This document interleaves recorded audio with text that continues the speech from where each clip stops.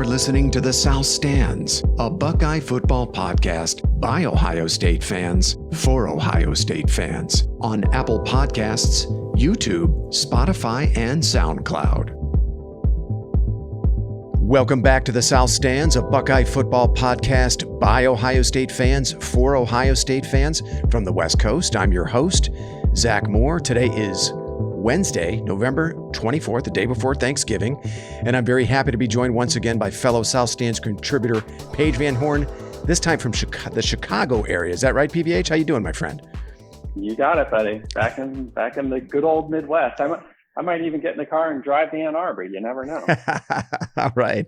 We're also joined by fellow contributor Chad Plummer from Cleveland. CP, what's the word from the 216? What up, boys? It's all good, man. Just, little pre-turkey day. Just getting a little nerved out, boys. I'm excited, man. I'm glad we're on the line. Excellent. All right. Well, of course, we're here today to preview number 2 Ohio State's matchup with number 5 Michigan in the Big House this coming Saturday. But before we dive into that, gents, we didn't really have a chance as a group to talk about Ohio State's 56-7 bludgeoning of Michigan State last Saturday. Now, I know we're a little pressed for time today, but our listeners already know where I stand on that result. Paige, I want to start with you. Are there any quick thoughts you'd like to share about that performance before we dive into Michigan?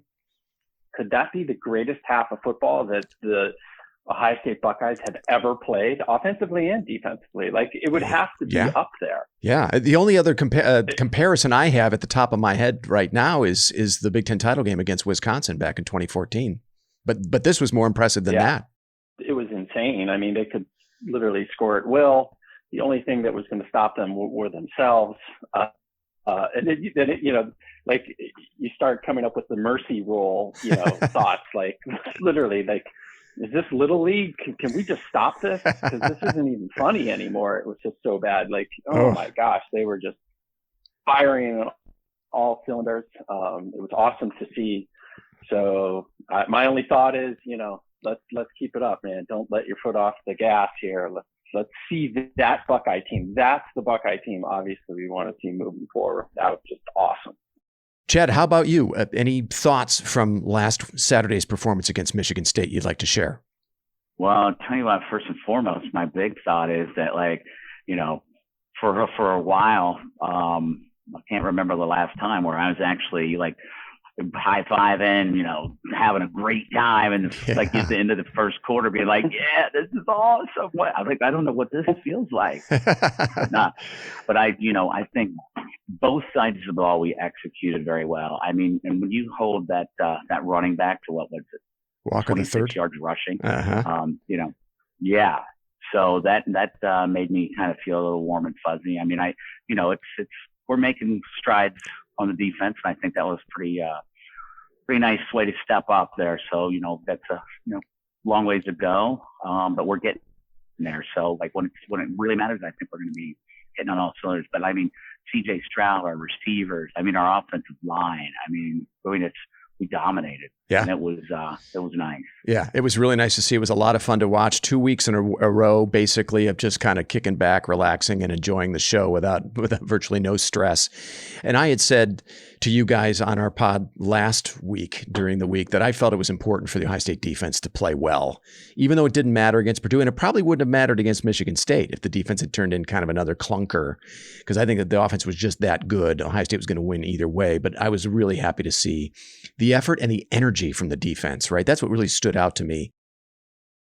Okay, let's turn our attention to the game. This Saturday, number 3 Ohio State visits Ann Arbor for a winner-take-all showdown with number 5 Michigan.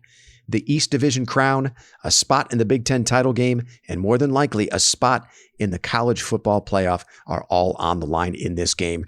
The line is Ohio State -8. The over-under is 64.5. The game is a noon Eastern kick on Fox with Gus Johnson and Joel Klatt on the call. It's hard to believe this, but Michigan still leads the all-time series 58-51 with 6 ties. Now, as we all remember, last year's game was canceled because of a COVID outbreak at Michigan, but the Buckeyes come into this game winners of 8 straight over the Wolverines and 17 of the last 20. Jim Harbaugh is 0-5 against Ohio State since becoming Michigan's head coach back in 2015. Against Harbaugh, Ohio State is averaging 44 points per game and winning by an average margin of 19. That includes a 56-27 laugher in Ann Arbor in 2019. That was the last time these two teams met. And a 62-39 blowout in Columbus back in 2018.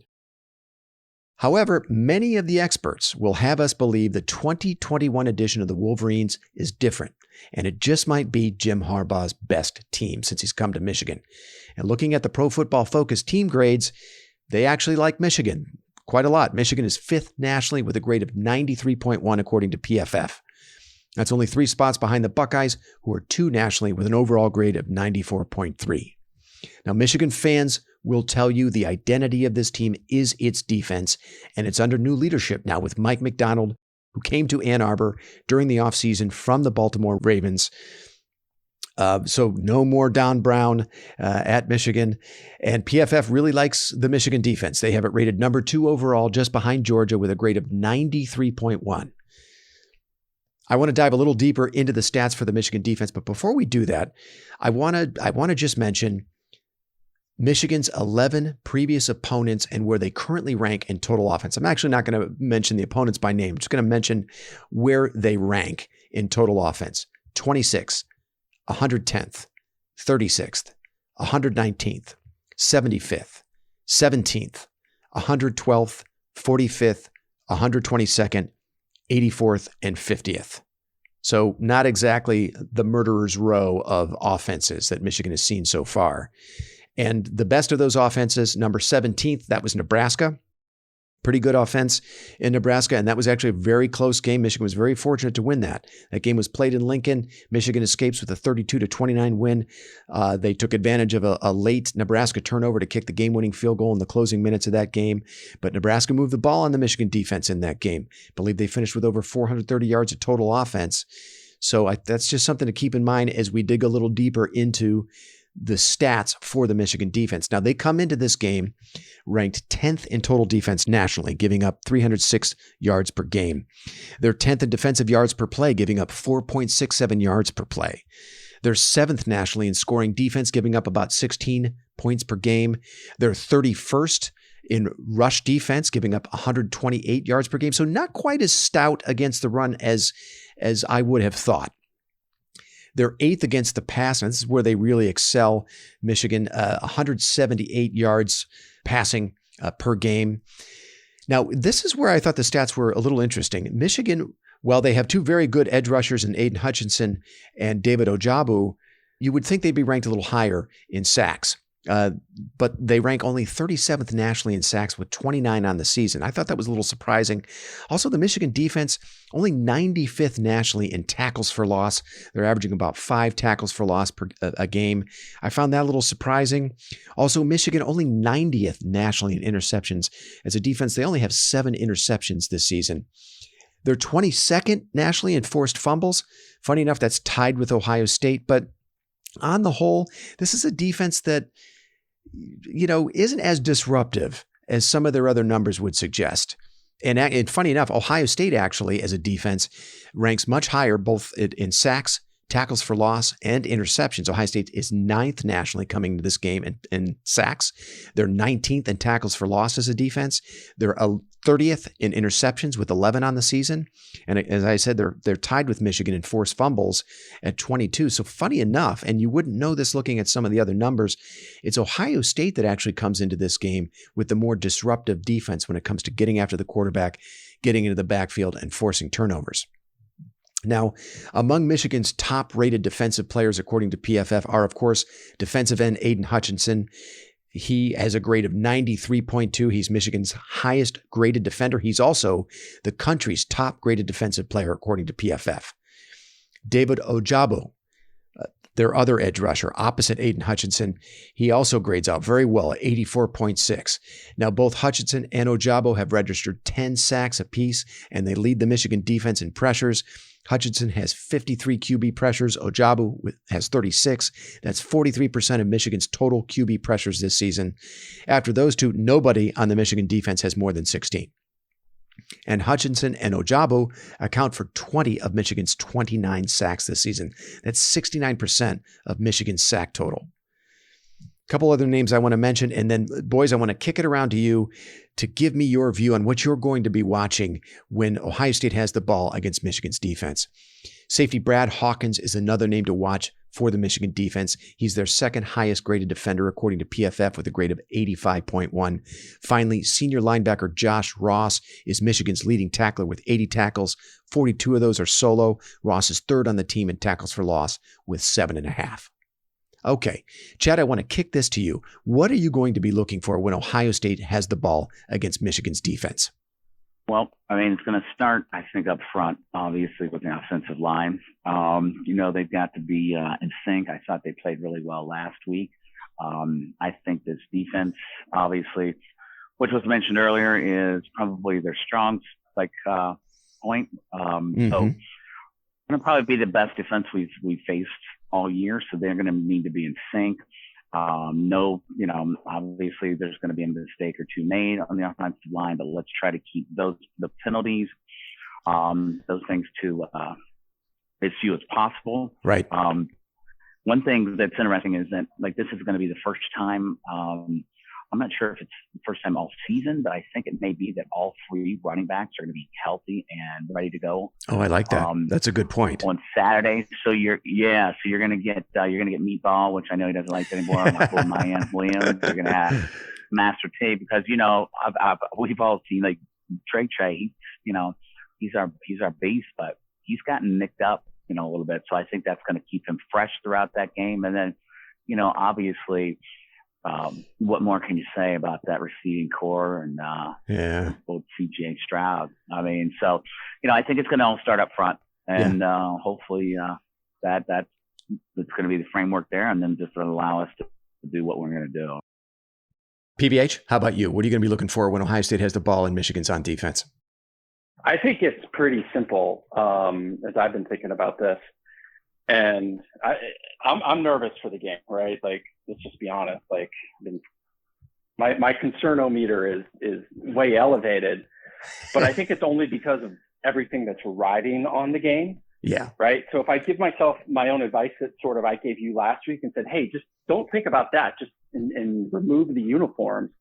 What about Michigan is actually even remotely scary? Mm-hmm. So the biggest tell for me, from a whole team and then down to specific individual players. So here's my tell: if Petit Ferrer and DeJuan Jones grade out as champions on Sunday or Monday, whenever they do that, then Ohio State's going to win this game. Mm-hmm. They're going to probably win it convincingly, because Hutchinson is he's their only difference maker. There's nobody else really on Michigan. I'm not saying they're bad, but there's nobody dynamic. There's nobody that really scares you. So take away that guy and do what you do on offense, right? Like Chad said, right? We know how good the receivers are. We know the running game is going to be awesome. If we can limit what Hutchinson can do, and I want to see the guy do it. If you're the number one rated defensive player in the country, then go out and prove it. Yeah. But I think, they'll be able to scheme around him. And, I love what you said when we talked about the kid from Purdue and said, hey, we've got, an All-American at left guard. I want to see what he can do against the kid from Purdue, Cal Flacus or whatever his name was. So if we can do that, we're going to be fine. Karlaftis, yeah. The only other thing Karlaftis. Uh-huh. The only other thing that kind of worries me is, let's just be honest, this is the biggest game in Stroud's career. Yeah. I wonder if he has some nerves and some jitters, maybe through the first couple series, calm him down, get him settled in. But if he plays up, anywhere close to how he's been playing these last few weeks, I think we're going to win this game, and we're going to win it easily. I like the point you make about Stroud, because as you both know, he's pulled into the lead, as the betting favorite for the Heisman after the performance, after these last 2 weeks, quite frankly. And how does he handle the weight of those expectations, right? Does he get caught up chasing his Heisman moment, try to do too much in this game? And that's an intangible that, if you're looking at the stats, maybe you're not thinking about. And look, this is a rivalry game, and you have to take into consideration intangibles like that. So I really like that point. the one good thing about that is like, I feel that Ryan Day is, has the ability to keep him calm. So, I mean, obviously first instinct would be to, come out with some jitters the first time you're playing the big house, but whatever. I think they can keep him calm. Yeah, he's in good hands with Day, isn't he? I mean, this is not the first time that Day has had to shepherd a first-year starter through his first Michigan game, right? And also on his way to New York as a Heisman finalist. He's done it twice before. Exactly. Right? Although in the case of Dwayne Haskins, he came in the year before in relief of J.T. Barrett in the 2017 game, but it was his first time as a starter in 2018. And then, of course, Justin Fields, his first Michigan game in 2019. So, yeah, Day is, if you have to have this situation with the first-year starter starting his first Michigan game, it's Ryan Day that you'd want handling it, and there's a good reason to trust his track record there.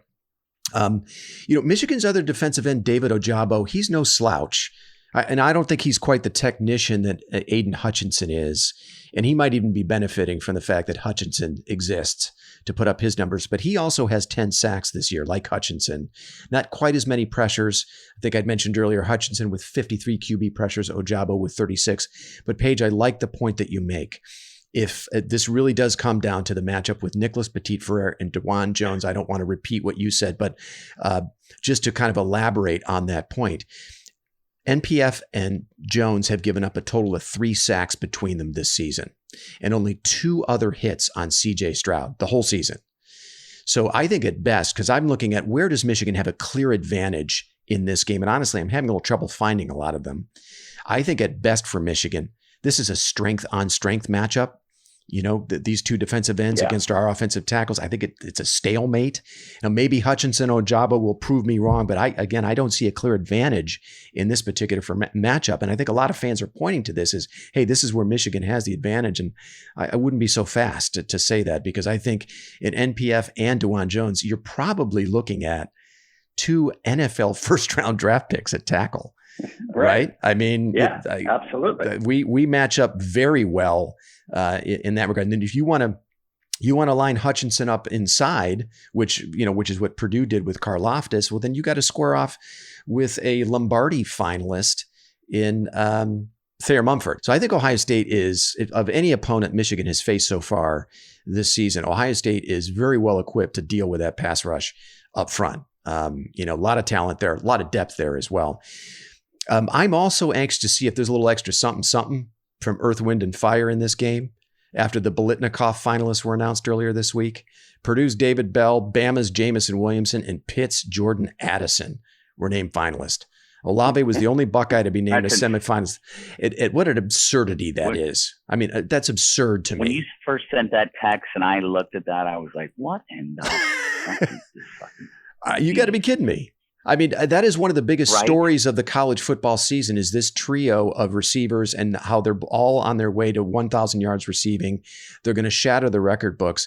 And what a total whiff by the Biletnikoff voters. I mean, that's embarrassing for that award. It is embarrassing that they couldn't place at least one of these receivers as finalists. Only one Ohio State receiver was a semifinalist, and that was Olave.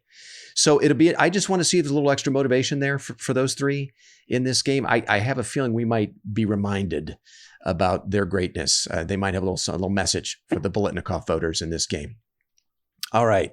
And it also makes you wonder, even if they don't feel it, does they feel it, right? Oh, yeah.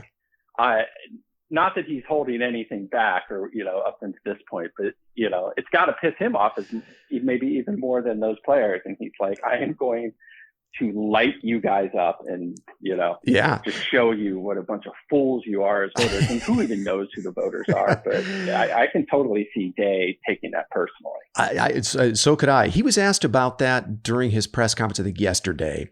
And he said he doesn't typically like to comment on awards, but he did in this particular case. He said, look, I think you have to be able to look at more than just stats to place the, first of all 3 of these players for Ohio State have the statistical profile of a Biletnikoff finalist. But I think you have to go on more than just stats. Jamison Williams and David Bell technically have more receiving yards, But, you have to look at impact on the game. You have to look at the fact that a lot of these three guys didn't play in the second half of many of these games because Ohio State blew their opponents out. Anyway, I think there could be some added motivation for those three in this game, and I would love to see them explode against that Michigan defense on Saturday. All right, well, let's have a look at the Michigan offense. I'm going to go through some stats real quick, and then I want to get your takes on what you'll be looking for from the Michigan offense against the Ohio State defense. Michigan comes into this game 24th nationally in total offense, averaging 448 yards per game. They're 38th in offensive yards per play. So, good, but not super explosive. They're averaging 6.28 yards per play. They're 15th in scoring offense, averaging about 37 yards per game. They're 71st in passing offense, only averaging about 229 yards per game. And that's the stat that really stands out to you. Pretty ordinary throwing the football. Rushing offense, they're 15th nationally at 218 yards per game. But yards per rushing attempt, they're only 29th. So they kind of get their rushing yards by volume, right? Lots of attempts, but they're pretty pedestrian in yards per attempt, just over 5 yards per game. Running the football. Let's have a quick look at their personnel on offense, and then Paige, I'm going to kick this to you. They're led, of course, by quarterback Cade McNamara. McNamara is completing 64% of his passes for 2,142 yards, 14 touchdowns, 2 INTs. Now, he's only been sacked 6 times. And Michigan's offensive line, along with Ohio State's, by the way, is a semifinalist for the Joe Moore Award, which goes to the best offensive line in the country. Now, we know Harbaugh will also sprinkle in a little bit of the 5-star freshman J.J. McCarthy into the offense. But, McCarthy has not had a big role this season. He only has 38 pass attempts for 348 yards passing, 4 touchdowns and a pick.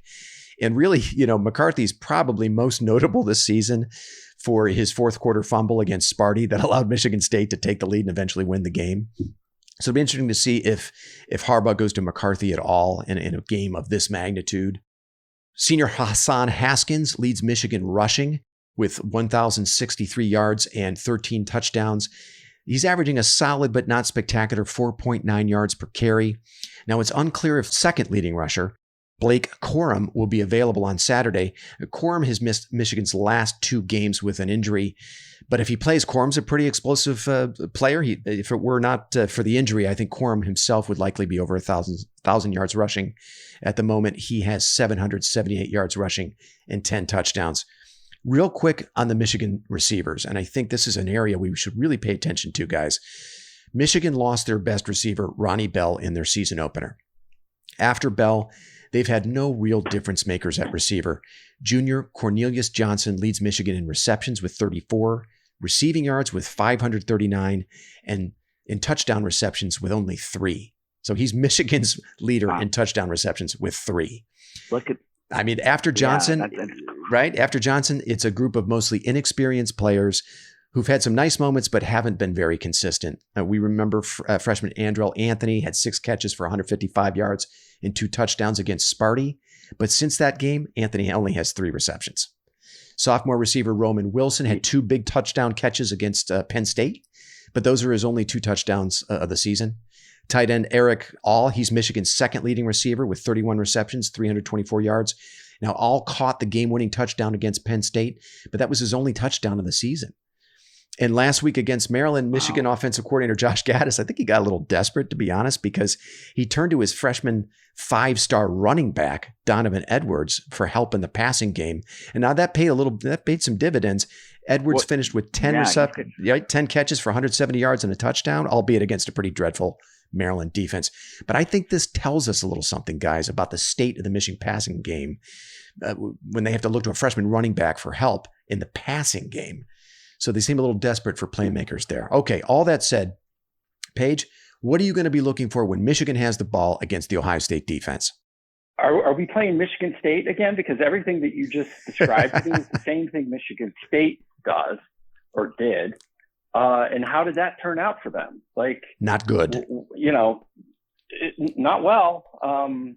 What is scary about this offense? And by the way, they might be pretty good. And by the way, it's good enough to, win 9 games in the Big Ten and that soft non-conference schedule that you have. But we know as much as anybody, that's not enough to beat a team like Ohio State. Yeah. when we go up against the Clemsons and the Alabamas, sometimes what we have isn't enough. I don't see anything that they do on offense that makes me nervous. In fact, the offense that they run is the offense that this defense is best equipped to stop, just like Michigan State.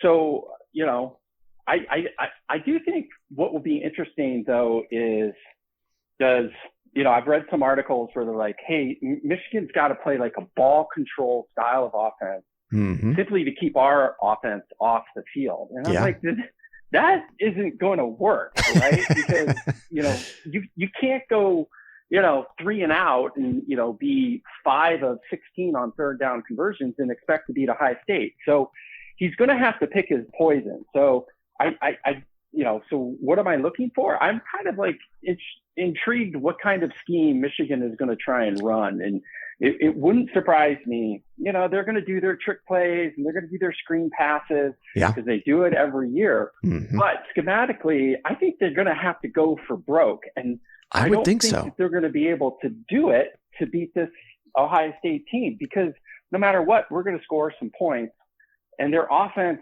plays right into our defense's hand. And so good luck to you, but I don't see how that's a winning formula. Yeah, Paige, to go back to what you said last week, this is another Tommy Eichenberg game, isn't it? Yeah, totally. Right? Yeah. And by the way, Tommy Eichenberg delivered last week. He played really well. Yeah. CP, what are you going to be looking for when Michigan has the ball and Ohio State's on defense? They're obviously a run football team. Yeah. I think it's going to be big for the linebackers, not allowing any big runs. Obviously that starts at the defensive front, but, I feel pretty good. I feel pretty damn good about those guys right now. Yeah. But, linebacker, that's been something we've talked about all season. So, I like to see Steele get in there and, ball out. There's just some players that I'm looking forward to, obviously in our defensive backfield, Denzel playing the lights out. He's playing well. I feel like Cam Brown too. That's who I was getting ready to say. I think Cam Brown's looking really, really nice. But, at the end of the day, let's not, we can't have like Zavejas or any of that bullshit, Cavazos, yeah. We're going to have to, I want to make you write legend Cavazos on the chalkboard like 100 times until you get it right, CP. Right. Until I get it right. Exactly. Right. You're right. I'm just kidding, buddy. Cavazos. There you go. So, and then, it's like what I'm also looking for is the, just being obviously like just popped in my head about last week. Harbaugh he really is a fucking idiot because there was no reason for them to run this trick play that they ran last week, because it was actually a brilliant play. I don't know if you guys saw that, but why, when you're up 31-10, would you call that play against Maryland? When, why wouldn't you save it till this week? That's a good point. I'm just a fucking idiot, man. But anyways, I feel good about the defense, the direction we're heading in, man. I feel like we're gonna be ready for this game. So you like that matchup, yeah? You just reminded me of another play, only it was in the Penn State game, and it was actually Penn State that executed the trick play, but Penn State lined up to punt on 4th and short on their side of on Michigan's side of the field. Michigan suspected a fake punt, called a timeout. They came out of the timeout. Penn State ran the fake punt anyway and converted it. I just thought that was hilarious. The Michigan, we sniffed it out. They're like, they're going to fake. Let's talk about this. They talk about it. They go on back in the field and they give up the fake punt anyway for a first down. So Paige, I'm with you. I feel like maybe this is an oversimplified view, but I would expect Ohio State to load up against the run. You make Cade McNamara and a bunch of nondescript receivers try to beat you. Right, to take away Michigan's ability to control the clock. You referenced that, with the run game, and force McNamara to make throws. And this is a game where I think, look, I'll play to your strengths, Ohio State. You're good at stopping the run. You're good at creating pressure. Now, it'll be a bit more of a challenge going against a good Michigan offensive line. But it is worth noting, by the way, boys, Michigan State's offensive line is also a finalist for the Joe Moore Award. And the Ohio State front did a pretty good job last week, I'd say, against that unit and Kenneth Walker III. Right. So kind of, echoing your question, Paige, does Michigan have something in the passing game we haven't seen yet? And will it be enough to keep pace with the Ohio State offense? Because that is the name of the game. You got to keep pace with this Ohio State offense if you want to have any chance to win. And if Michigan finds themselves down a couple scores early, I don't think that offense is really built to come from behind. Yeah, I just think Michigan has got to come out firing, right? They get down, they're going to go into the quicksand sandbox. Yeah. Yeah. All right. Well, let's get to some Concernometer scores. I know we're a little pressed for time, guys, so we'll move things along here pretty quickly. Concernometer scores. Paige, you mentioned your Concernometer is kind of like buzzing there a little bit, smoking there a little bit. Yeah. What's your totally. score? I have it's 6 only because of everything that's riding on the game. If you took that variable away, and after, doing this pod, I'm really at a 2.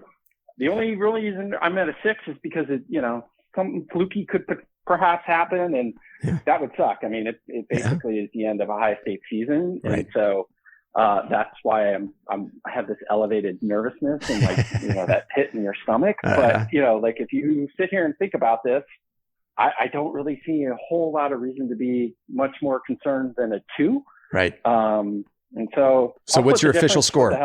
Okay. I'm a 4. You're a 4. You're a 4. Okay. Yeah. And some of that nervousness is probably 51 years of conditioning as well. Totally. It's in your DNA, my friend.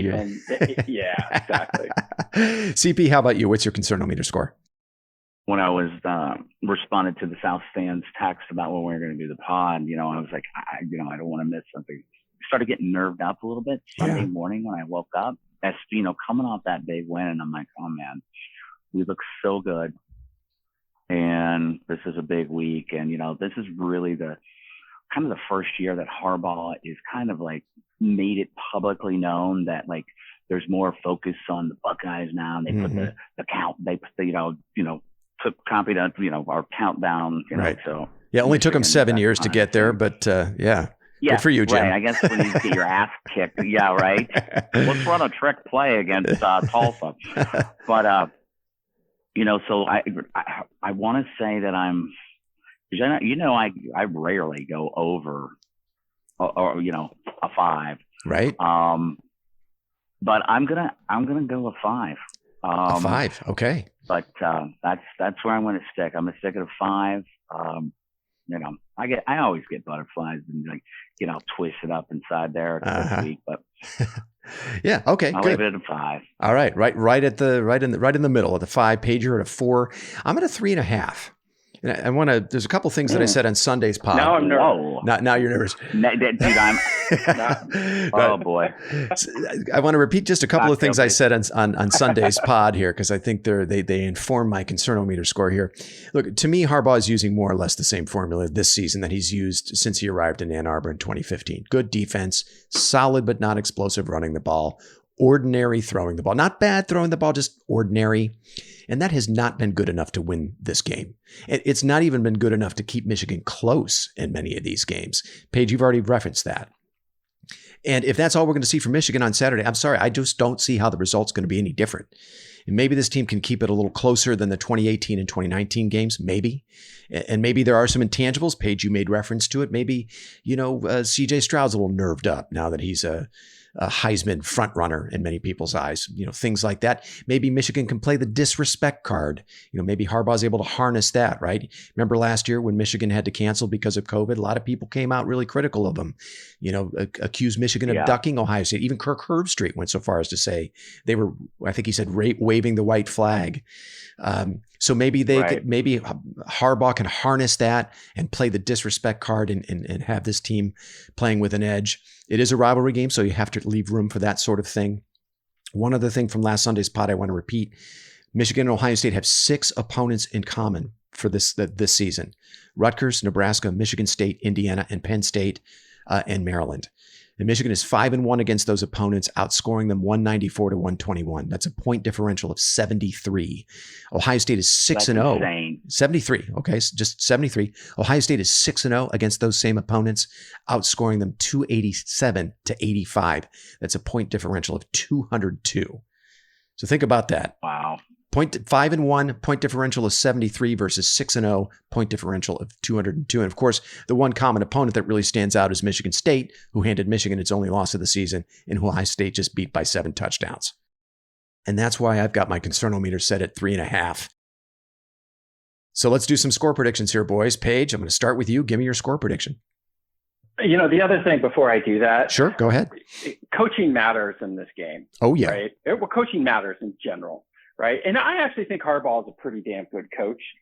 And he might have Michigan at its ceiling. Who knows? Mm-hmm. But don't you just feel like Day wants this game more than Harbaugh? Like, this is personal for Day.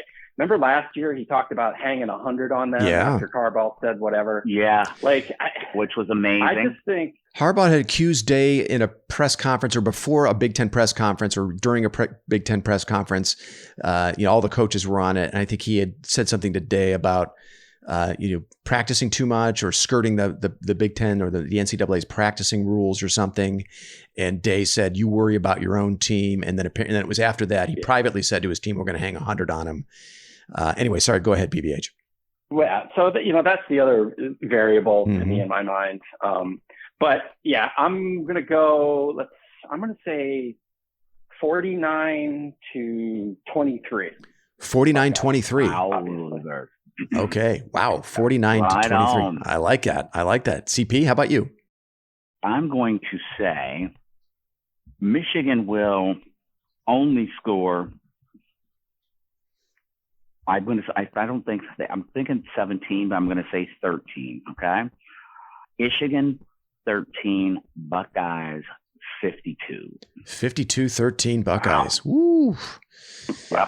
Wow. Yep. I mean, yeah. Hey, look, that's not that. It seems like an outrageous prediction, but if you look at the last two results between these two teams, right, in 2018 and 2019, it's not really far off the actual result, right?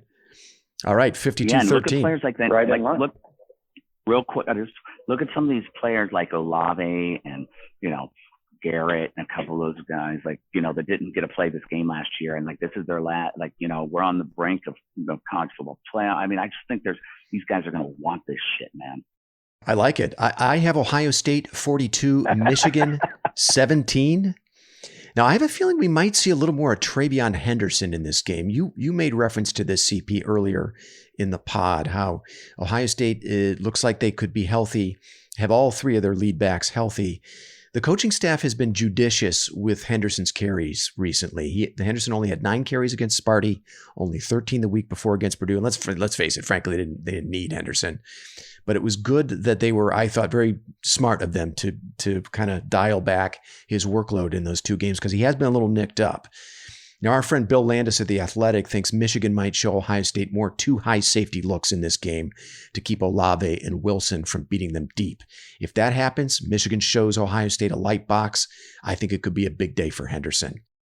The other thing is in the 2018 and 2019 blowouts, Michigan did put up a lot of points in those games. But those teams had Donovan Peoples-Jones, Nico Collins, Ronnie Bell, Tyreek Black. This Michigan team does not have any receivers that compare to that group.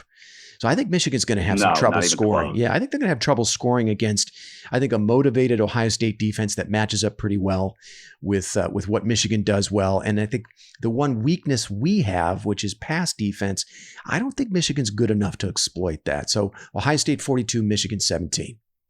There you have it. There you have it. Hey, look, I know we got to get out of here. Sorry, go ahead, When CP. is the last time Z, though, that Z had a concernometer of a game of this magnitude that was like a 3.5? Yeah. Yeah. I know. Yeah. That's crazy. I love it, though, Z. I love it. That's making you guys nervous, huh? Well, I think it's consistent with, I've been, for the last couple of years, I don't want to, bore everyone repeating myself, but I've had serious questions about whether this is a rivalry anymore, whether Michigan really cares about it, whether they really prioritize it. Ohio State and Michigan are competing on different planes right now. And I think that's the case this year too. Everything that I'm looking at suggests that it's the same deal.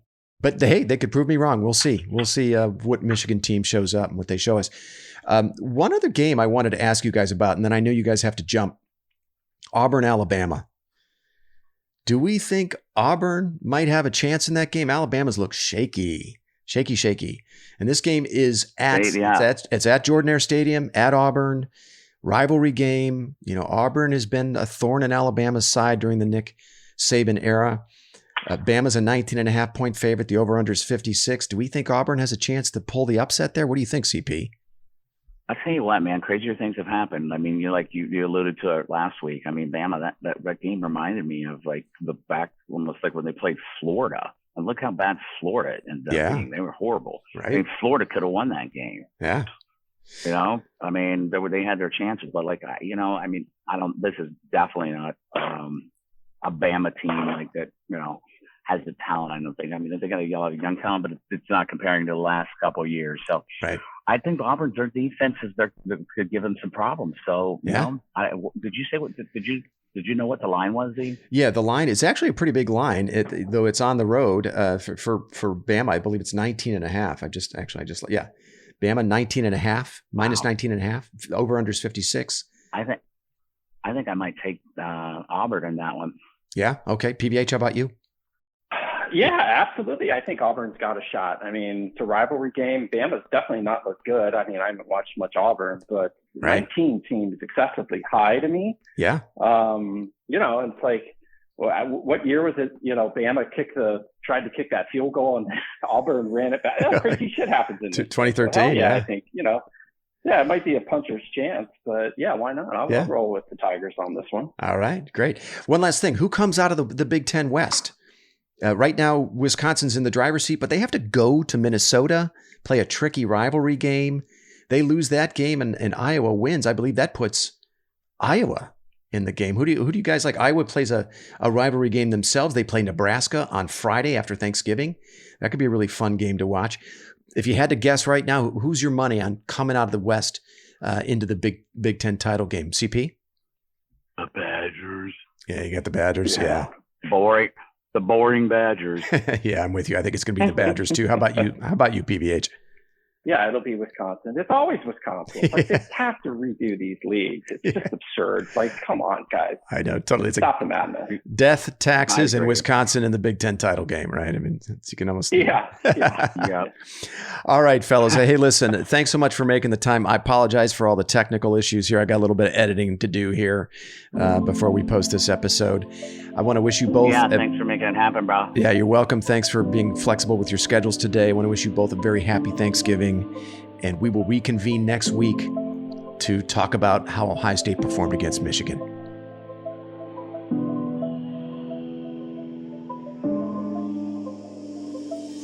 You've been listening to the South Stands, a Buckeye football podcast.